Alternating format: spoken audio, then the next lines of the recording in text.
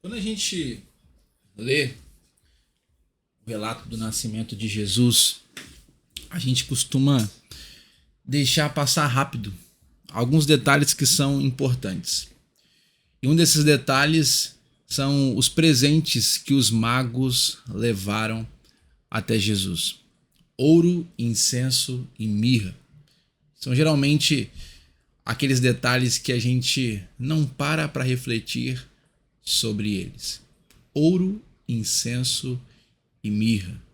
Hoje, nesse vídeo, eu vou chamar a sua atenção para olhar para esses três presentes que os magos deram para Jesus. Esses presentes dizem muito mais do que aquilo que você imagina.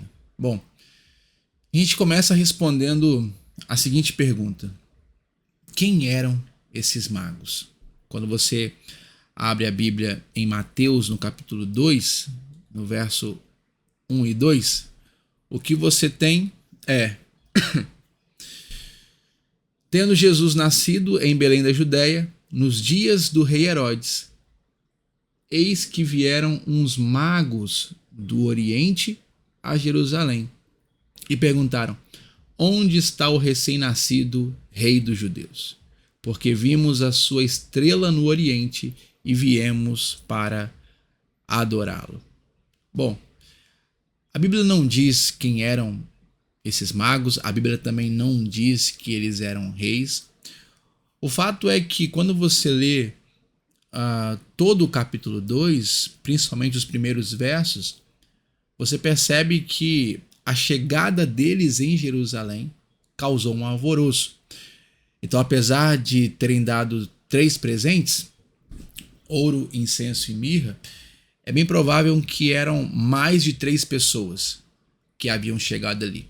E também é muito provável que eles não deram ouro, incenso e mirra numa caixinha que o noivo usa para noivar com a sua namorada, né? Aquela caixinha de aliança. Provavelmente era algo volumoso, vamos dizer assim. Por quê? Porque esses presentes que eles deram foi o que sustentou José, Maria e Jesus no Egito, quando eles fogem para o Egito por causa da perseguição de Herodes o Grande. Mas isso daí é outra história. O nosso foco aqui é o fato deles terem presenteado Jesus com ouro, incenso e mirra. Eles eram magos do Oriente, provavelmente estudiosos das estrelas, talvez influenciados pelas profecias do Antigo Testamento, já que haviam judeus espalhados por várias partes do mundo. Um outro fato importante: eles eram gentios, ou seja, não eram judeus. Culturalmente, não estavam esperando a vinda de um Messias, como os descendentes naturais de Abraão, mas eram aqueles que estavam buscando a verdade. E provavelmente, com contato com esses judeus espalhados pelo mundo inteiro, podem ter tido contato com profecias a respeito da chegada e do nascimento do Messias. A Bíblia diz lá no verso, vamos ver aqui qual é o verso, no verso 11. No verso 11 de Mateus, capítulo 2 diz: entrando na casa, os magos viram o menino com Maria, sua mãe. Prostrando-se, o adoraram e, abrindo os seus tesouros, entregaram-lhe suas ofertas: ouro, incenso e mirra. Então, o que você tem em Mateus capítulo 2 é algo extraordinário. Por que extraordinário? Porque antes mesmo de Israel reconhecer o Messias, os gentios, esses magos, já estavam se ajoelhando diante do Rei dos Judeus, o Cristo, o Salvador, o Messias. No mundo antigo, presentes diziam quem a pessoa era. Então, se você quer saber quem uma pessoa é, olhe para os presentes que ela recebe. Então, você não dava qualquer coisa. Você oferecia algo que reconhecia a identidade daquele que estava recebendo o seu presente. Então, os magos não improvisaram. Com cada presente que eles entregaram para Jesus, eles estavam fazendo uma confissão. Primeiro presente, ouro. Ouro tem a ver com realeza, autoridade, governo. Então, quando eles presenteiam Jesus com ouro, eles estão reconhecendo a legitimidade do governo de Cristo. Por quê? Porque ouro era presente que se dava a reis. Então, quando os magos oferecem ouro para Jesus, eles estão reconhecendo que Jesus é um rei legítimo, cumprindo a esperança davídica. Como eu disse, Mateus capítulo 1, verso 1 diz: Jesus Cristo, filho de Davi, filho de Abraão. Jesus, então, ele não nasce só como um menino, não. Ele é o rei por direito divino. Ele é o rei dos reis. Ele é o descendente de Davi, aquele que reinará por toda a eternidade. Quando eles presenteiam Jesus com ouro, eles estão conectando com o fato dele ser da linhagem de Davi e ser o rei prometido, o Messias. Então, o ouro declara que Jesus não nasceu para ser apenas um mestre. Ele nasceu para ser rei. Agora, pensa comigo. Se Jesus é rei, ele não ocupa apenas um espaço da nossa vida. Ele precisa ocupar e governar toda a nossa vida. Quando esses magos entregam para Jesus ouro, para aquele menino Jesus, ouro, eles estão dizendo: você é o descendente de Davi. Você é o rei, aquele que veio para governar e reinará por toda a eternidade. Mas eles não deram só ouro. Se você olhar para a sua tela, eles deram também incenso. Incenso é algo que está ligado a culto, oração, templo. Guarde isso. Ouro tem a ver com realeza. Incenso tem a ver com divindade. Então, o incenso era usado no culto no templo. Era algo ligado à adoração, era algo ligado à presença de Deus. Então, quando os magos oferecem incenso para Jesus, eles estão confessando a natureza divina daquele menino. Então, oferecer incenso era reconhecer a divindade de alguém. Lembra que João capítulo 1, verso 1 diz: no princípio era o verbo, e o verbo estava com Deus, e o verbo era Deus. O incenso, ele confessa aquilo que João diria depois: o verbo era Deus. Então, olha só isso. Cada presente que Jesus recebe desses magos é uma confissão da sua identidade e do seu propósito. Uau! Isso é interessante.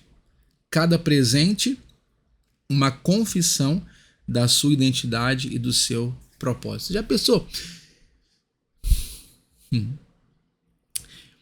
E se a gente começasse a presentear as pessoas dessa maneira? Um presente fundamentado na identidade e no propósito daquela pessoa. Por exemplo, se eu tenho um amigo que é guitarrista, por que no aniversário dele não dá um presente que tem a ver com o propósito dele, com o que ele faz? Não faz sentido eu dar um pandeiro para ele.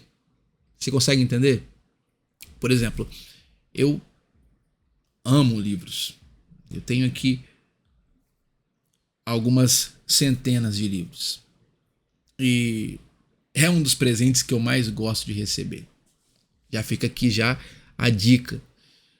Então, não faz sentido a pessoa me dar de presente algo que não agrega ao meu propósito, que não agrega à minha identidade. Da mesma forma, eu não posso pegar e eu já fiz isso, e você percebe na cara da pessoa que ela não ficou muito feliz com aquele presente.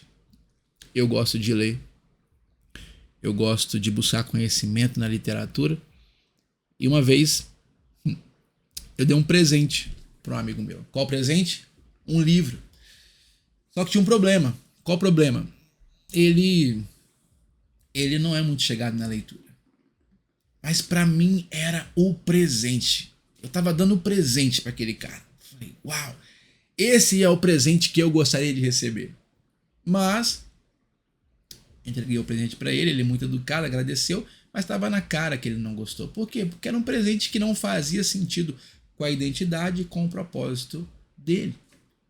Então, esse princípio dos presentes que nós vemos aqui em Mateus capítulo 2, isso serve para a gente também. O ouro apontava para a realeza de Jesus, dizia quem ele era, dizia o seu propósito. O incenso apontava para a divindade de Jesus, quem ele era. Mas tem mais ainda.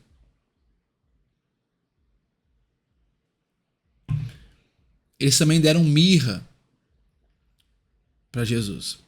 Enquanto o ouro apontava para a realeza de Jesus, o incenso apontava para a divindade de Jesus, a mirra apontava para o sofrimento de Jesus. Por quê? Porque mirra era uma especiaria usada para sepultamento.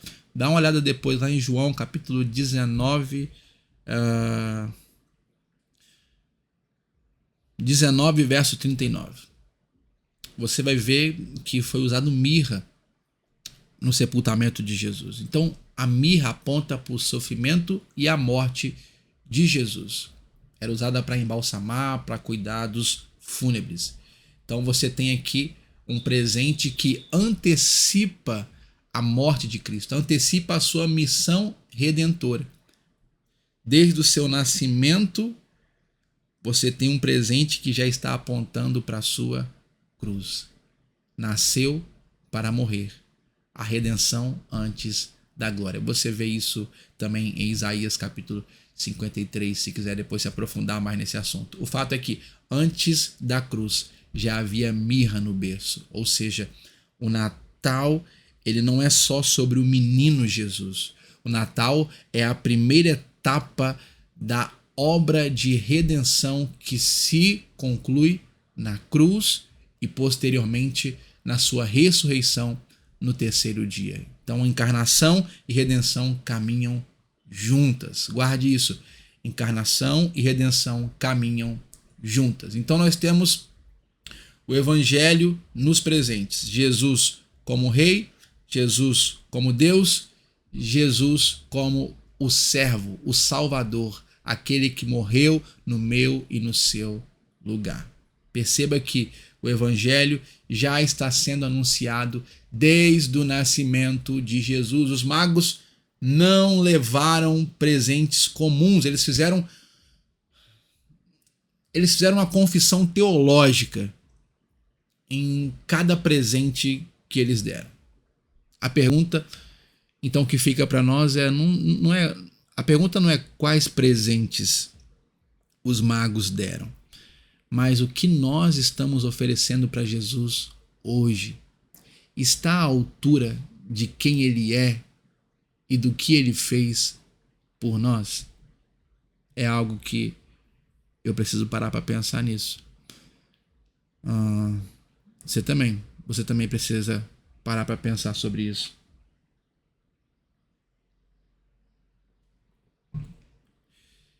Porque entender sobre essas realidades não é só falar sobre uma data, é falar sobre o maior acontecimento da história. Eu costumo dizer que as melhores notícias que o mundo já ouviu sempre vieram do céu. E esse tipo de conteúdo que você está recebendo aqui, que conecta texto bíblico, contexto histórico, teologia, é um conteúdo denso que geralmente as pessoas me pedem para ter acesso a esse conteúdo de maneira mais organizada, porque nem todo mundo consegue acompanhar todas as informações que é dada num vídeo. Por isso que eu organizei esse material em um e-book, não para substituir, esses vídeos, mas para quem gosta de ler com calma, para quem gosta de analisar, para quem gosta de marcar texto, para quem gosta de comparar as passagens, estudar com mais profundidade. Um e-book para edificar a sua vida. Mas a gente vai continuar falando mais disso mais para frente. Vamos voltar agora para os magos. Os magos, eles ofereceram o que eles tinham de mais precioso. Eles reconheceram quem Jesus era. Talvez o maior desafio do Natal não seja entender os símbolos do Natal, mas responder a seguinte pergunta: quem Jesus é para mim?